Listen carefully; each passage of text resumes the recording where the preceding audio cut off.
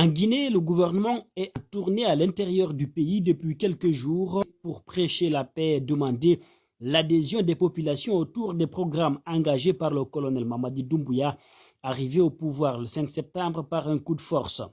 Cette démarche ne laisse pas de marbre la classe politique. Pour Cellou Dalein Diallo, la paix ne s'obtient pas par l'exhortation. Si tu veux la paix, tu évites les conflits et tu respectes les droits des autres. Il ne s'agit pas de faire des exhortations précises, M. Diallo. Alors que la junte a avalisé les 3 ans fixés par le Conseil national de transition comme durée de la transition, le leader de l'Union des forces démocratiques de Guinée insiste sur la nécessité d'ouvrir un vrai dialogue qui sera supervisé par la CEDEAO, ce que le CNRD a refusé jusque-là. Il dit en ces termes, il y a des divergences. C'est pourquoi nous avons demandé d'accepter que la CEDEAO désigne un facilitateur parce que la crise de confiance est profonde. Nous voulons qu'on s'entraide pour que ça marche, mais il faut qu'on ait un appui extérieur, affirme l'ancien Premier ministre, leader de l'UFDG. L'homme politique relève que même au temps d'Alpha Condé, c'est grâce aux partenaires techniques et financiers que des consensus étaient trouvés lors des dialogues, même s'il admet que les conclusions n'étaient pas respectées par le régime d'alors. Si la durée d'une transition peut être l'équivalent d'un mandat électif, quel sens aura un système démocratique, se demande Aliouba du modèle.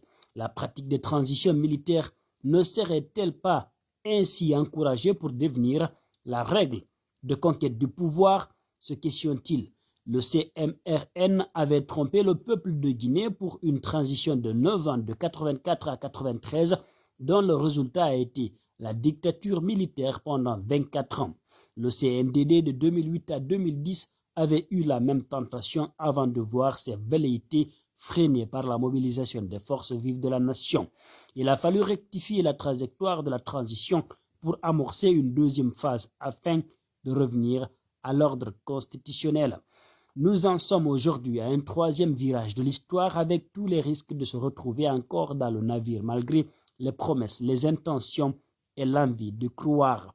En réalité, de façon consciente ou inconsciente, nous sommes en train de créer une mentalité rétrograde et un état d'esprit défaitiste dans notre pays, c'est-à-dire le raccourci de la prise et l'exercice du pouvoir, sa mandat légal et légitime. Cela signifie qu'il suffit d'intégrer l'armée et s'organiser entre amis pour s'emparer du pouvoir un jour. Cette option semble encore plus plausible dès lors que l'histoire de notre pays démontre suffisamment que l'échec d'une transition n'est que la programmation d'une autre, dit Aliouba du parti modèle chez nos confrères de mosaicguinée.com.